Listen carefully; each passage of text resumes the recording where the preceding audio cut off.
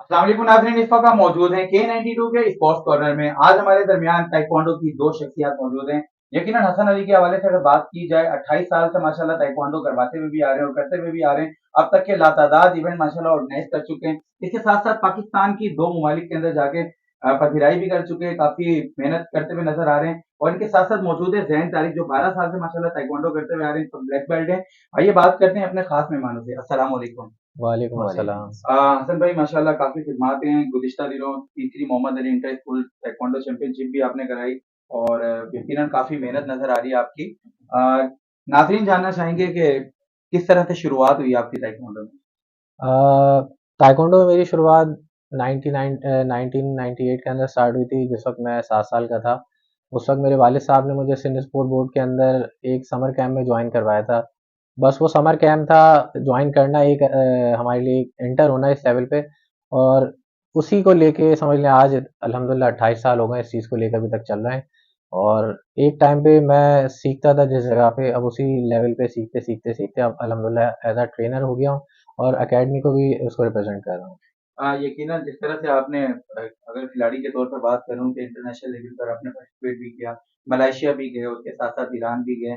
तो क्या लगता है कि पाकिस्तान के अंदर अगर बात की जाए, तो क्या वाक़ई खिलाड़ियों को यहाँ पर इतनी ट्रेनिंग दी जाती है कि वो इंटरनेशनल लेवल पर जाके पाकिस्तान का लोहा मनवा सकें? बिल्कुल ऐसा ही है, माशाल्लाह पाकिस्तान के अंदर इस वक्त ताइक्वांडो फेडरेशन जो है वो बहुत एक्टिवली पार्टिसिपेट कर रही है बच्चों को प्रमोट करने के लिए। और डे एंड नाइट वर्कआउट कर रही है और हर डिपार्टमेंट वाइज वो लोग वर्कआउट कर रहे हैं और फिर प्रोविंस वाइज भी वर्किंग होती है। फिर इस तरीके से इवेंट ऑर्गेनाइज होते हैं, तो उसी में से जो हमारे क्रीम बच्चे होते हैं जो वर्कआउट ज़्यादा करते हैं और ज़्यादा एफर्ट करते हैं, वो निकल के आगे जाके इंटरनेशनल प्लेयर बनते हैं हमारे। यकीनन ज़ैन भी हमारे साथ मौजूद है। ज़ैन तारिक, आपको तो पहले खुशामदीद कहेंगे अपने प्रोग्राम में। यकीनन थैंक यू 12 सो साल मच। से ताइक्वांडो आप करते हुए आ रहे हैं। काफ़ी मेहनत और यकीनन काफ़ी चैंपियनशिप भी खेल चुके हैं, इंटर डिस्ट्रिक्ट भी खेल चुके हैं, फिर साथ-साथ कराची लेवल की इंटर क्लब भी खेल चुके हैं। क्या कहना चाहेंगे, कैसा लगता है ताइक्वांडो जब जॉइन किया तो क्या परेशानियाँ रहती थी? किस तरह से शुरुआत हुई? लेकिन जब हमने जॉइन किया तो सर सबसे पहले तो हमें बहुत ज़्यादा इस चीज़ का सामना रहता था कि पेन होना बॉडी के अंदर और ज़ाहिर-सी बात है स्टैमिना पे वर्कआउट करना और ये सारी चीज़ें थी। लेकिन फिर एक टाइम ऐसा आया जब आहिस्ता-आहिस्ता करते हम इस चीज़ के एक आदत हो गई हमें साल, 2 साल, 3 साल में, तो फिर उसके बाद वो चीज़ फ़ील होना ख़त्म हो गई। तो साथ-साथ ये भी था कि हम प्रैक्टिस के साथ-साथ फिर दूसरा एक अपना डाइट प्लान भी सर हमने स्टार्ट कर दिया इस चीज़ में। जैसे कि खिलाई-पिलाई पे अपनी फ़ोकस करना, फ्रूट्स, वेजिटेबल्स ये सब चीज़ें होती हैं। हमारे यहाँ ज़्यादातर सबसे बड़ा मसला जो है फ़ूडानी है वो इस चीज़ का है कि लोग खिलाई-पिलाई पे अपनी फ़ोकस नहीं करते। डाइट के हवाले से लोग अपना ख़्याल नहीं करते, आप ये कहना बिल्कुल। चाहेंगे। ये बताइएगा कि शुरुआत आपने जब की तो कैसा लगता था और आज माशाल्लाह आप खुद एक ताइक्वांडो के फर्स्ट डन हैं और मेहनत करते हुए आ रहे हैं, यकीनन चैंपियनशिप के अंदर भी पार्टिसिपेट करते हैं, साथ-साथ अपने कोचेज़ के साथ हेल्प भी करते हैं, तो कैसा लगता है? देखिए जब हमने स्टार्ट लिया तो यूजुअली मेरे साथ जो थे तकरीबन 190 प्लस स्टूडेंट्स थे। यानी कि मैंने एक स्कूल से अपना करियर स्टार्ट किया था और 450 बच्चों के स्कूल में से 190 स्टूडेंट जो थे वो ऐसे थे जो ताइक्वांडो करते थे, जिनमें से एक मैं भी था। सही। और हमारी जो फर्स्ट चैंपियनशिप हुई थी उसके अंदर हमारा स्कूल थर्ड पोजीशन लेकर के आया था। उसकी वजह ये थी कि ट्रेनर की मेहनत, दूसरा मैनेजमेंट का कोऑपरेट और बच्चों ने बहुत ज़्यादा मेहनत करी थी जिसकी वजह से हमें ये रिवॉर्ड मिला था कि हम थर्ड पोजीशन जो है लेकर के आए थे अपने स्कूल के लिए। यकीनन जिस तरह से सर ज़ैन ने बात की कि पहले इंटर स्कूल काफ़ी होते दिखाई देते थे, गवर्नमेंट सतह पर अगर देखा जाए, आजकल जो है वो हर क्लब या ऑर्गनाइज़ेशन अपने-अपने इंटर स्कूल, इंटर क्लब करवा रही होती है। क्या कहना चाहेंगे इस हवाले से? इस हवाले से सिर्फ मैं यही बताऊंगा कि देखिए जितने आपको इवेंट्स मिलेंगे उतने बच्चे की ट्रेनिंग लेवल ऊपर जाएगा, क्योंकि जितना इंसान इवेंट्स खेलता है उसी तरीके से वो पॉलिश होता जाता है। मैं अपने टाइम की बात करूं तो हम लोग अपने पूरे एक साल में तकरीबन 5 से 6 इवेंट खेलते थे सिर्फ क्लब के। जिससे हमें मौका मिलता था, हमारी प्रैक्टिस पता चलती थी हमने कितनी प्रैक्टिस करी है। और हम डिफरेंट काइंड ऑफ प्लेयर से हम लोग फाइट करते थे, तो पता होता था कि हमारी क्या कैपेबिलिटी है, हमने क्या गलतियां करी हैं, क्या अच्छी चीज़ों में और कितना वर्कआउट करना पड़े। तो तो ये वो यकीनन जिस तरह से आपने कहा कि चैंपियनशिप से बहुत कुछ सीखने को मिलता है, ये बताइएगा कि कौन-सी एज जो है वो सबसे बेहतरीन है ताइक्वांडो के लिए मार्शल आर्ट? देखें, कैरियर लेवल अगर आपने स्टार्ट करना है, मैं ये समझता हूँ कि तकरीबन 4 या 5 साल की उम्र से स्टार्ट करें, जिसमें इंसान की एक हैबिट बिल्ड हो जाती है कि उसने अपने आप को लेके कैसे चलना है। सम टाइम ये होता है कि बहुत बड़ी उम्र में लोग आते हैं, उनको फ्लेक्सिबिलिटी का बड़ा इशू होता है। तो हम पेरेंट्स से और हर फोरम पे ये डिस्कस करते हैं कि हमें बच्चा इनिशियल एज से लेना चाहिए, ताकि हम उसको उसके बॉडी के हिसाब से उसका स्टार्टअप लें और उसको पूरा मोल्ड करके इस गेम में ट्रांसफॉर्म कर दें। यकीनन जुल्फी इंटरनेशनल ताइक्वांडो अकेडमी के आप सेक्रेटरी भी हैं इस वक्त माशाल्लाह, काफी जिम्मेदारियां आपके सरों के ऊपर, आपके कंधों पर। अब तक के कितने ऐसे खिलाड़ी हैं जो इंटरनेशनल खेल चुके हैं, नेशनल लेवल तक जा चुके हैं?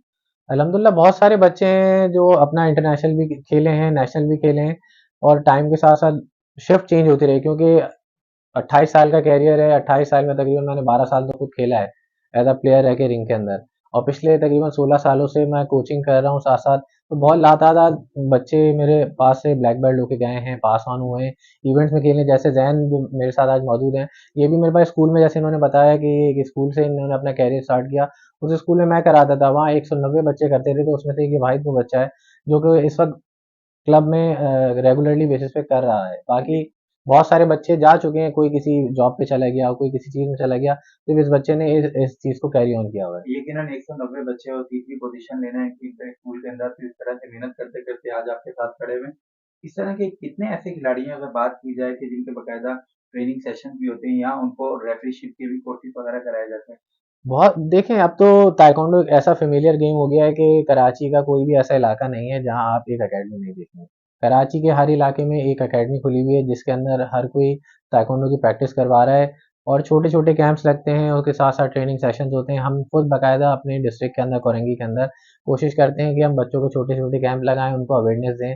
क्योंकि जिस एरिया में हम लोग काम कर रहे होते हैं वहाँ बेसिकली ग्रास रूट लेवल है, बहुत लोग चीज़ों के हवाले से केयर नहीं करते, ना खेलने की जगह है, सिर्फ लोग रोडों पे जाके अपना टाइम वेस्ट कर रहे हैं, कभी कहाँ बैठे हुए हैं। तो हम कोशिश करते हैं कि ऐसी चीज़ों में लोगों को इन्वॉल्व करें ताकि उनकी लाइफ अच्छी हो और उनका प्रोफेशन कोई ऐसा बने जिस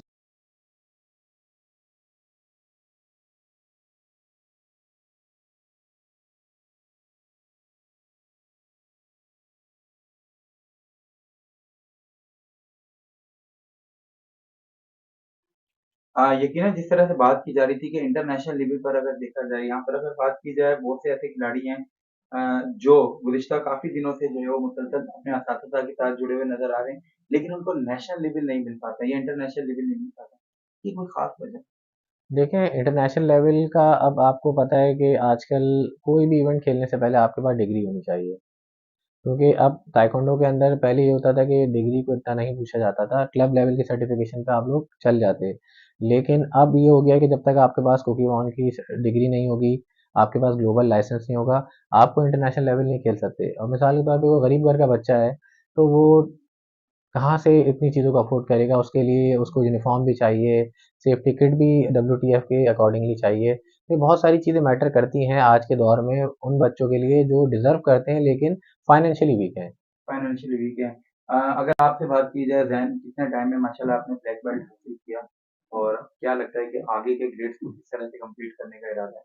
सर मैंने जो ब्लैक बेल्ट हासिल करी है तकरीबन 10 साल मुझे लगे हैं ब्लैक बेल्ट को हासिल करने में और मैंने ज़ीरो से अपने टीचर सर हसन अली से ही सीखा था और एक स्कूल से ही मैंने इसी अकेडमी की supervision Zulfi international taekwondo academy of Pakistan जो ये इस वक्त रन कर रहे हैं, तो इनके साथ ही सीखा था और अब मैं इनके साथ ही बहुत सारी चीज़ों में हेल्प आउट कर रहा हूँ, सीख भी रहा हूँ एज़ अ क्लब में और सम टाइम मैं कराता भी हूँ इनके एब्सेंस के अंदर। तो काफ़ी सारी चीज़ें हैं जो मैं इनके सपोर्ट से जो है खुद भी कर रहा हूँ और इनको भी सपोर्ट कर रहा हूँ। सर, जिस तरह से ज़ैन ने बताया कि 10 साल में उन्होंने ताइक्वांडो का ब्लैक बेल्ट फर्स्ट रन हासिल किया। आजकल मैं देखता हूँ स्कूल लेवल पर जो है ना बहुत तेज़ी से बेल्ट बाँधते जा रहे होते हैं, ये क्या सिलसिला है? क्या इसकी थोड़ी-सी वज़ाहत बताएँगे? अ, असल में देखें स्कूल और एक क्लब लेवल में डिफरेंस है। स्कूल के अंदर आपको पता है कि बच्चे की क्लास हफ्ते में मेबी 1 दिन होती है या ज़्यादा से ज़्यादा 2 दिन होती है हफ्ते में। ठीक है। तो इसी तरीके से हम क्लब लेवल को देखें वहाँ वीक में 3 डेज़ क्लास होती है। तो बहुत बड़ा डिफरेंस होता है क्योंकि स्कूल के अंदर बच्चा आता है, उसको सिर्फ़ ताइक्वांडो का फ्लेवर दिया जाता है। फुल ट्रेन नहीं किया कर सकते क्योंकि एक तो लिमिटेड टाइम होता है और बच्चा इस नेचर का नहीं होता कि वो क्लब लेवल वाली चीज़ें सारी कर सके। ना हम उस पे टफ टाइम दे सकते हैं क्योंकि आजकल आपको पता है स्कूलों का माहौल कैसा है, अगर अब आप थोड़े से बच्चे को टाइट कर दें, तो पेरेंट्स आ जाते हैं बोलते हैं सर आप हमारे बच्चे को डाँट रहे हैं। तो ये बात होती है। तो इसी वजह से बेल्ट ग्रेडिंग में भी ये मामला है कि जैसे हम क्लब लेवल पे पूरा 1 साल का वेट करते हैं, ताकि हम बच्चे को फुली पॉलिश करते हैं कि क्योंकि क्लब लेवल का बच्चा जब किसी ग्रेड पे जाता है तो उस वो वर्थ रखता है क्योंकि जिस तरीके से ज़हन है, अब ये ब्लैक बेल्ट के बाद इनको पता है कि इन्होंने नेशनल और इंटरनेशनल लेवल खेलना है। स्कूल लेवल पे ये होता है कि उनको जल्द से जल्द प्रमोट यूँ कर देते हैं। सम टाइम ये होता है कि एक बच्चा एक क्लास के बाद नेक्स्ट नेक्स्ट क्लास में शायद वो ना हो स्कूल में, 9th क्लास से उसने कैरियर स्टार्ट किया, मैट्रिक में पास ऑन हो जाएगा। तो कुछ इंस्ट्रक्टर ये करते हैं हर 6 मंथ के अंदर उनका बेल्ट टेस्ट ले लेते हैं। ये मामला होता है स्कूलों में। अच्छा, ये क्या बेल्ट टेस्ट लेने से उनके अंदर कोई चार्म पैदा होता है क्या? और कुछ जितने लोग उनकी ज़्यादा बढ़ती है और बिल्कुल, बिल्कुल, बच्चों के अंदर देखें जब बैटल चेंज होती है, बच्चों के अंदर एक एनर्जी बूस्ट होती है कि वो फ़ील करता है कि मैं एक लेवल ऊपर हो गया हूँ। और फिर डेफ़िनेटली हर इंस्ट्रक्टर का कराने का एक वे होता है। वो अब फर्स्ट लेवल जैसे हम व्हाइट बेल्ट होता है उसमें हम जितनी ट्रेनिंग कराते हैं, फिर जब बंदा अपग्रेड हो जाता है येलो बेल्ट पे लेवल पे जाके, तो उसको ट्रेनिंग चेंज की जाती है। ठीक ज़ैन कितने बेल्ट होते हैं इसमें आपको ब्लैक बेल्ट तक आने के लिए? सर इसमें जो होते हैं 6 बेल्ट्स होते हैं इनिशियली, यानी कि white, yellow, green, blue, red, black, इस तरीके से। और ब्लैक बेल्ट जो है वो मैं कहता हूँ कि इतना इजी टास्क नहीं है ठीक। अचीव करना किसी भी प्लेयर के लिए, जो कर रहे हैं सालों से करते आ रहे हैं। बहुत मेहनत है। कहते हैं ना, हर चीज़ हर एक के लिए होती, ना हर कोई हर चीज़ में आगे जा सकता। ये तो बात तो हकीकत है। उसके लिए बहुत एफर्ट चाहिए, बहुत मेहनत करनी पड़ती है, और हमने भी करी है। जिस तरीके से सर ने आपको बताया कि मेरे साथ के जो सारे थे, सब कोई कहीं चला गया, कोई कहीं चला गया, ठीक। तो सिर्फ एक मैं ही था जिसको बस अल्लाह पाक ने इस रास्ते पे लगाना था। माशाल्लाह ये मेहनत कर रहे हैं, उस्ताद के साथ अपने जुड़े हुए हैं। सर कभी ज़िंदगी में ऐसा कोई मौका है कि आपने बोला है छोड़ो ताइक्वांडो नहीं करना, नहीं, कभी ऐसा मौका डिसार्ट हुए? तो ऐसा तो कभी अल्लाह का शुक्र है मौका नहीं आया।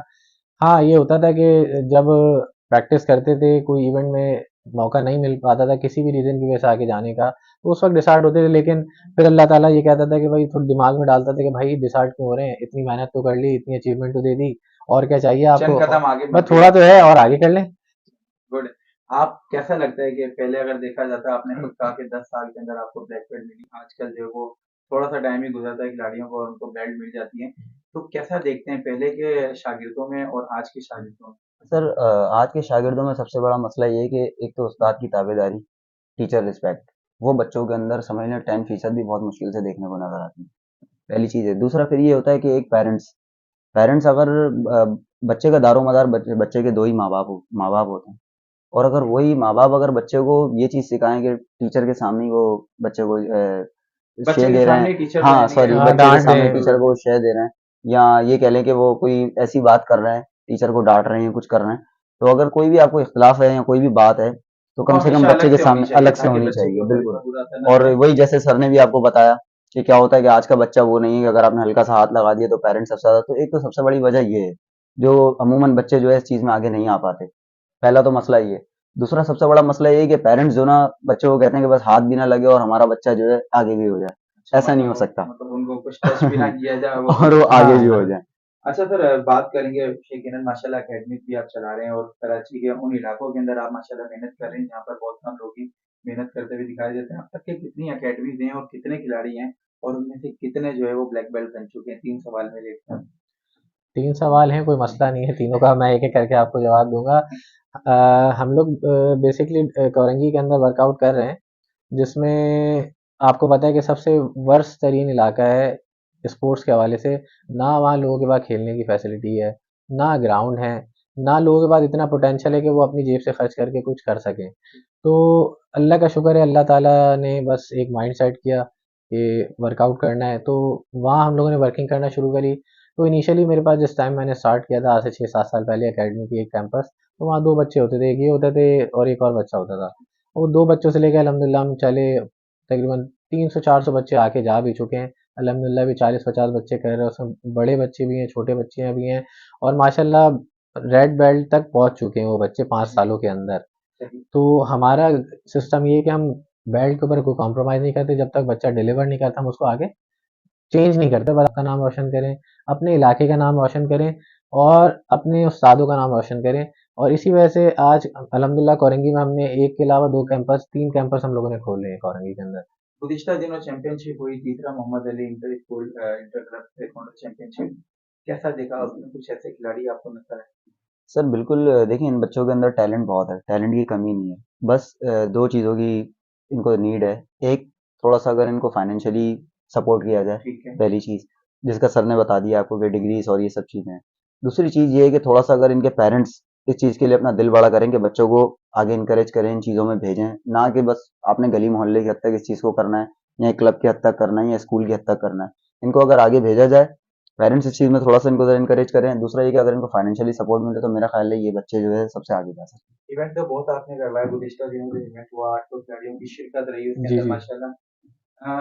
क्या लगता है कि अभी जो गुज़िश्ता दिनों अगर मैं बात की जाए, इसी से अटैच एक सवाल है कि इंटरनेशनल लेवल पर अगर आप देखें पुमदे कॉम्पिटिशन हुआ इस्लामाबाद के अंदर, क्या अगर इसी तरह के इवेंट इंटरनेशनल पाकिस्तान के अंदर होते रहें, तो अपने खिलाड़ियों को किस हद तक देखते हैं? क्या उसके अंदर आपके कोई खिलाड़ी शिरकत कर सका था?